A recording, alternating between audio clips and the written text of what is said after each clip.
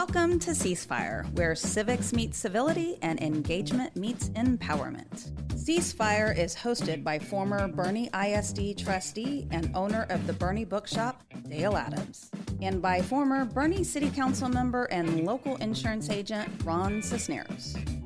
Ready, aim, ceasefire. Welcome to Ceasefire. Thank you for taking time out of your busy day to listen to us and listen to me and Ron talk about things. And today we've got an interesting topic. What is it today, Ron? Today we are going to talk about what can we truly possess. So it's a second part of our series that started last week on ownership. Right. When we learned that we really don't own our property. Right. Yeah. So today we're going to break it down. We're going to focus on the legal definition of ownership, or the technical aspects of ownership, what gives you the right to own something. And then maybe in the second half, we'll dive into the philosophical sense of ownership. So you're basically going to take everything away from me. I'm going to try and do my best. Well, I own my phone. Don't I? Oh, I don't know. I think, what is that, an iPhone? I think Apple's got its claws deep in you. Maybe not as deep as my Android phone, but pretty deep. I do feel that way sometimes. Yeah. Every time you hang out with me, you're getting tracked. Yeah. You don't own your privacy anymore. I get tracked in my phone. I get tracked in my car. I tracked on every camera floating around everywhere. Yeah. Yeah. Let's jump in. Let's talk about, let's start with those rights, if you will, because I think those are essential to actually owning anything, because my ownership, let's go with my Jeep. My ownership of my Jeep is only recognized by people because of the laws. Right. As a society, we've agreed that we're going to let people, quote, own things. Right. Yeah. So you can own land and buildings, you can own your cars, your boats, motorcycles, personal belongings, and then we even extend it into things that aren't physical or tangible, like ideas or music, things of that nature. So we assign ownership to that, but that's all dependent on somebody else saying you can have the right to that. Yes, right. It is, but there is some interesting history about how you define ownership. John Locke did some discussions on that, and one of his things, his definition of owning was everything you own is a product of your labor. Mm-hmm. And so it used to be before people owned land, they would go and clear it, and their labor would make it productive or useful. And so then they started to become recognized as being in charge of it or controlling it or owning it. Mm-hmm.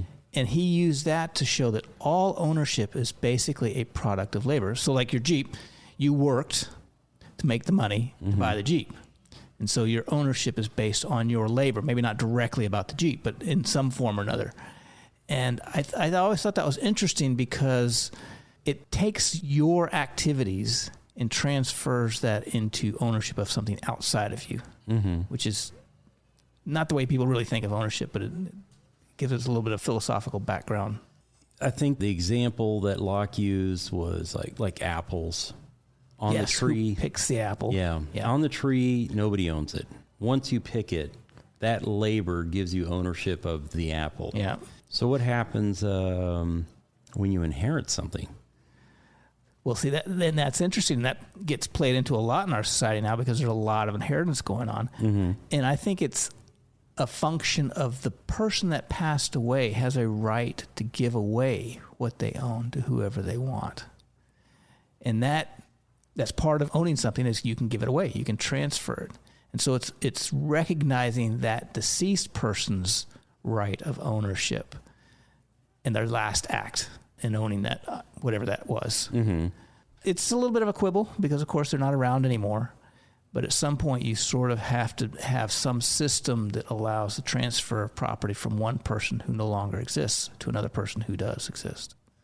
And I think that this is a topic you and I have talked about a few times before on the show, is that what if we were talking about something beyond the transfer of money or property, but the transfer of an ideal or a desire or a want? So, for example, it's my desire that my homestead never gets developed, right? Or it never becomes X in the future, that it always remains a homestead. Yeah. Right? So now we're transferring more than just a piece of property.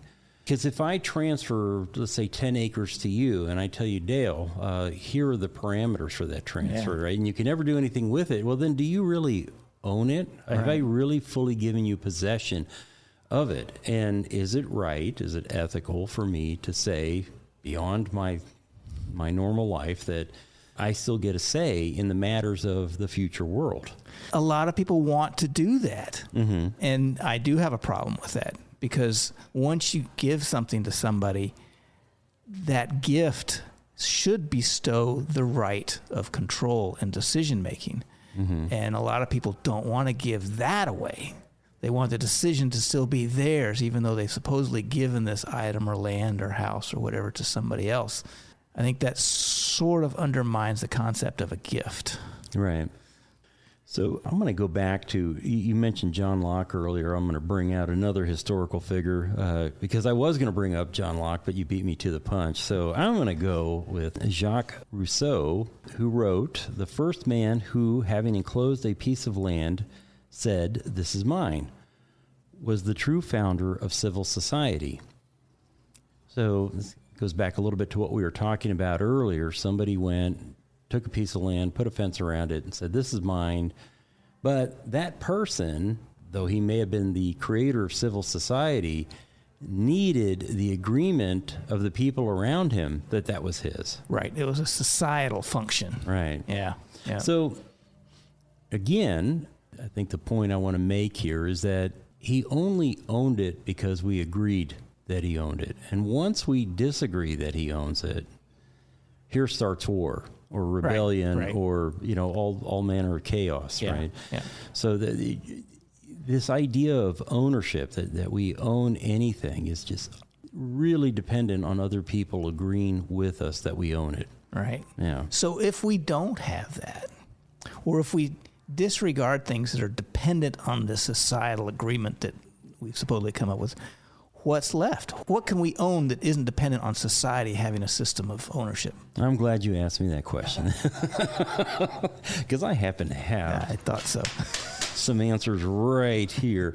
And this comes from one of my favorite philosophers, Epictetus, who argued that nothing external truly belongs to us.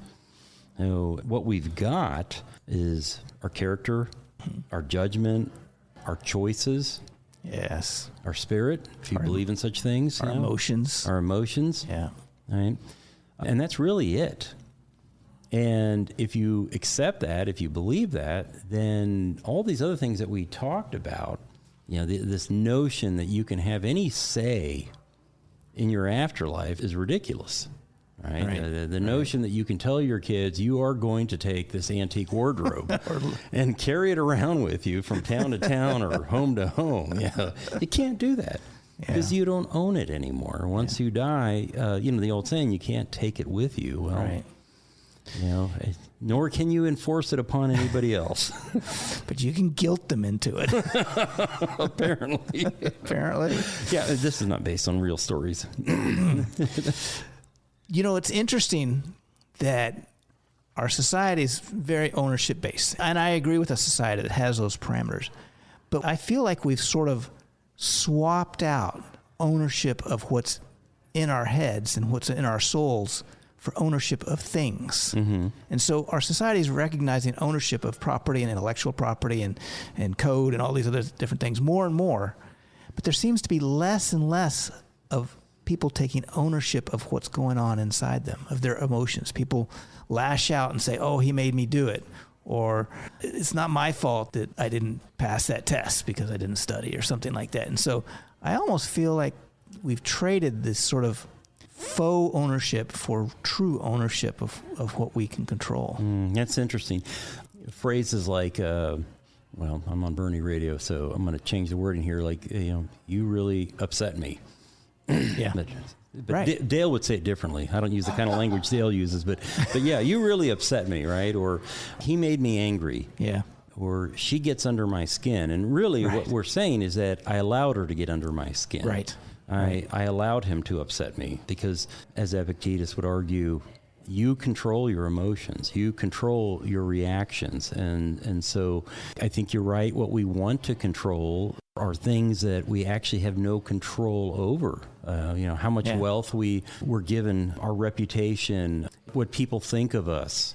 We want ownership of those things, and we have no right to them. We have no ability to actually own those things. And what we do own, we give away. For pennies on the dollar, we just give it away. We give away our emotions. We give away so many valuable things. And it's sad. And we trade them for simple things that you cannot take with you. Yeah. I agree. I would like to see more ownership of what's inside us. There's the saying, take ownership of it. Right. About things that happen in your life or your decisions that you make, mistakes you made. Take ownership. And I think that as a hearkening back to owning what's real inside your mind and your soul. Right. Yeah. I think the other night I blamed Dale. I'm going to confess. I blamed him for our civic roundtable, our next debate being on my wedding anniversary, but that was my fault. I'll take accountability for that right now. When we were setting the dates for our debates, I did not pay attention to the dates that we were writing down, and so I missed 5/13. And the other one, too. Yeah, my dad's birthday. Yeah. His 81st birthday. Oops. Sorry, Dad. Yeah, that was my fault. Yeah. Sorry, Dale. Yeah. So what else can we own? So decisions, emotions, thoughts. What about relationships? We all have relationships. And it's a two-way thing. Yeah. But it's sort of a mutual or a communal ownership of something. Well, that's really deep, especially from a biblical perspective. If two become one.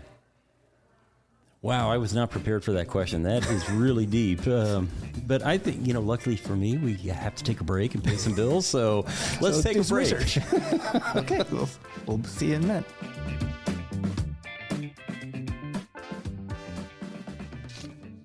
Bernie has its own bookshop. In fact, it's called the Bernie Bookshop. Hi, I'm Dale Adams, inviting you to get lost. Get lost in a good book in our relaxed and casual atmosphere. We have a wide and eclectic selection in the Bernie Bookshop. We pride ourselves on finding what you are looking for. We do author meet and greets, host writing workshops, and can connect you with a good book club. And your young ones will absolutely love our kids section at the Bernie Bookshop. And while we want you to get lost, we're easy to find, as we're in the heart of Bernie at the back of the Richter Tavern building. We are the Bernie Bookshop.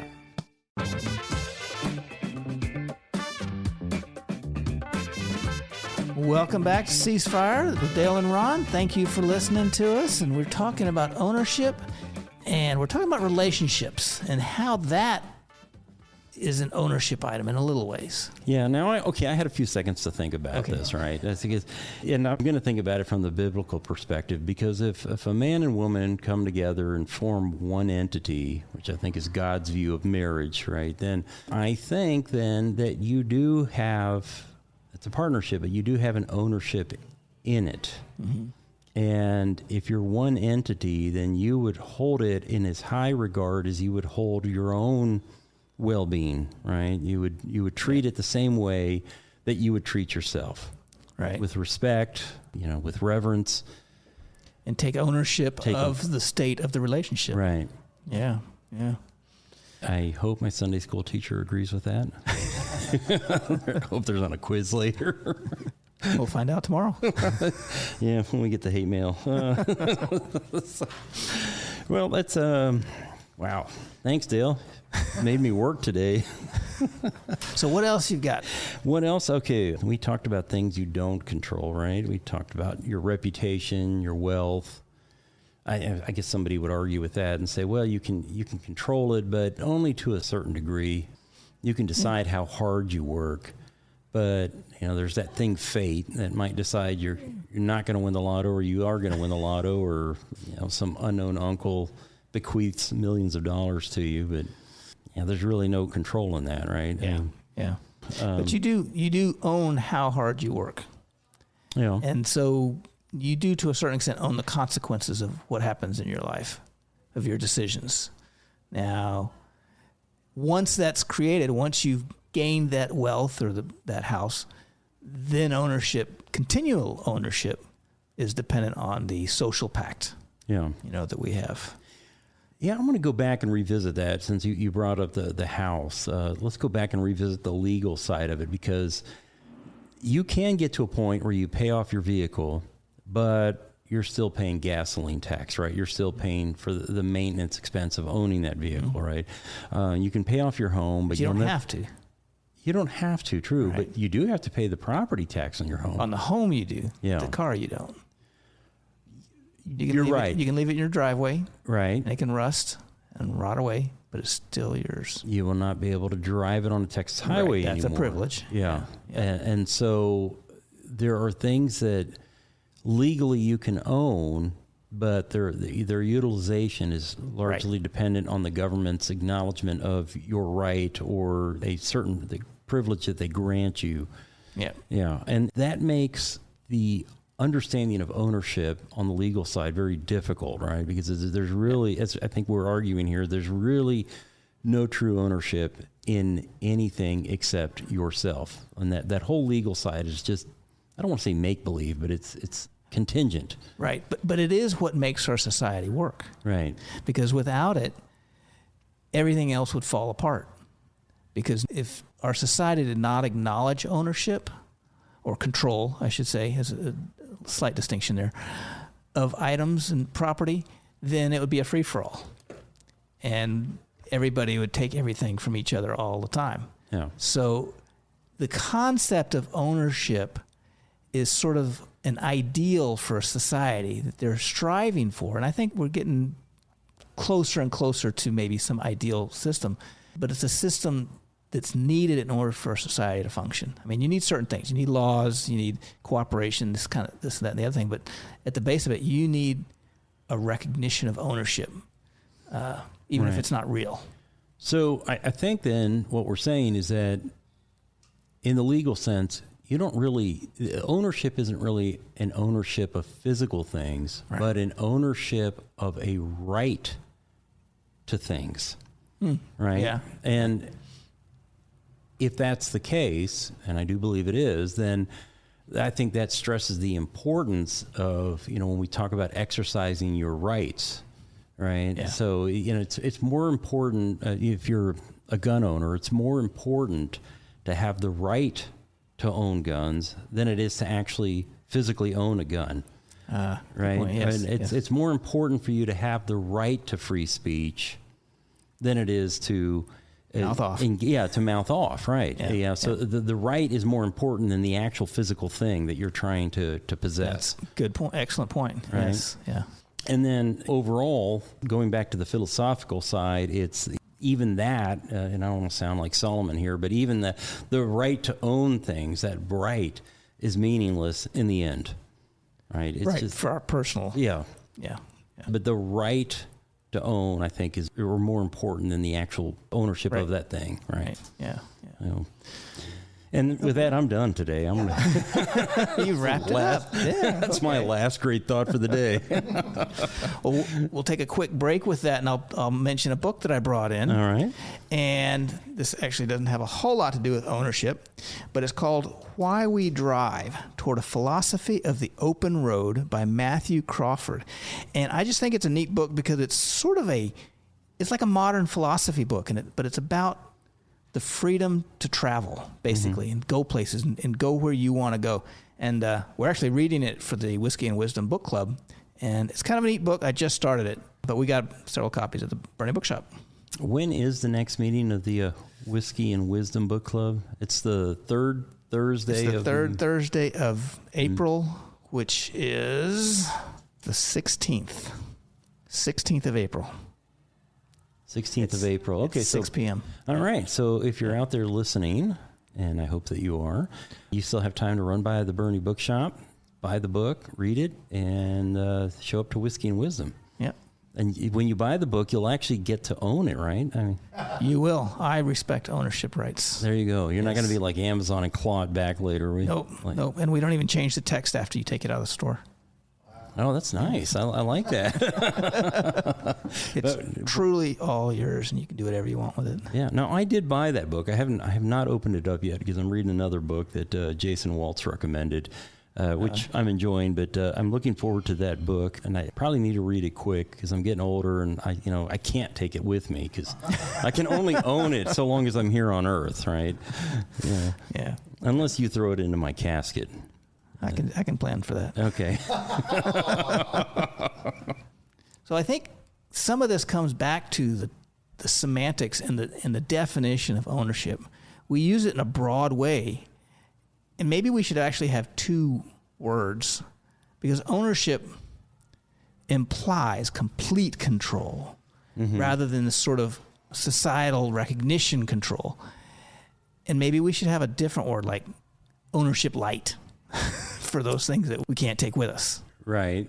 Because I do think that we've traded off this ownership concept, and we're giving up ownership of what's in our head and trying to replace it with ownership of what we carry around. You know, and you touched on John Locke earlier. You just reminded me that he placed a limit on what you can take or what you can own, and it was what you can take without waste. Right, like, so if we go back to the apple example, right, and so the apple's in the tree, it's not yours, but then you put that labor in to get the apple. Now that's yours in Locke's world, right? But if I go in and I take more apples than I can consume before they rot, then I don't have a right to that, is what he was arguing. That you can only own or take what you can use. I don't think we operate that way anymore. Not quite. Right? I mean, we certainly have a hoard mentality on a lot of things, Only toilet paper during COVID. And water, bottled water. Bottled water.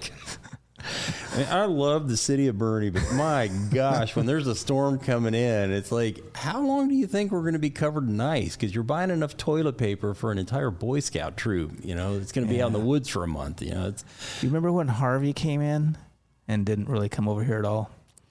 I was at the gas station, and there was a guy in a pickup in front of me, and he had a garbage can in the back of his pickup that he was filling up with gas. I was like, my God. Seriously? I couldn't believe it. Wow. And he had the garbage can in the back of the pickup, Yeah. not on the ground where it's safe. And I wasn't worried about that part. I was thinking driving down the road, Oh, my garbage God. can full of gas. I was like, oh my God. Yeah, that's interesting. That doesn't say much about our society, but We all have our moments. yeah, we do. But that's interesting. When I think about that comment or his statement, it's like, well, that is not how we operate. We operate always trying to get more than we need, more than our fair share. That shouldn't be confused with your nest egg. I don't want people to think that I'm saying you shouldn't save money or set aside for the rainy day fund or have some wealth accumulation so that you can do charitable work or hand off to future generations. I'm not arguing against that. I'm just talking about this notion that, like you described, going to the, we got a storm coming in, and I'm going to go in and grab every last roll of toilet paper and every cold cut. I mean, you've ever seen the meat section? It's like, it's gone. we're going to have an ice storm. There's a chance you might lose power. So stock your fridge. Exactly. Yeah. I think we really have our understanding of ownership messed up in our heads. A little bit. Yeah. And I think we'd all be better off if we got to a point where we looked sincerely at what it is that we truly own, and character is one of them, and operated with a new sense of character going out. And when we go out in the community and we think about, okay, there's a storm coming in, how much toilet paper do I really need? Or how much bread do I really need? Which I think sort of leads into what we're going to talk about next week, which is stewardship, right? Which is the slightly different interpretation of ownership, right? Way of looking at it. But that's about it for now. Thank you, everybody, for listening to us. I hope you enjoyed our conversation. We certainly did. And we will see you next week. If you missed any of this, you can always go to bernieradio.com, listen to our podcast or any other wonderful podcasts there. You can also find us on Facebook, Ceasefire Radio Show, and we'll try and keep you updated every week on upcoming shows and what you can expect down the road. And we'll see you next week.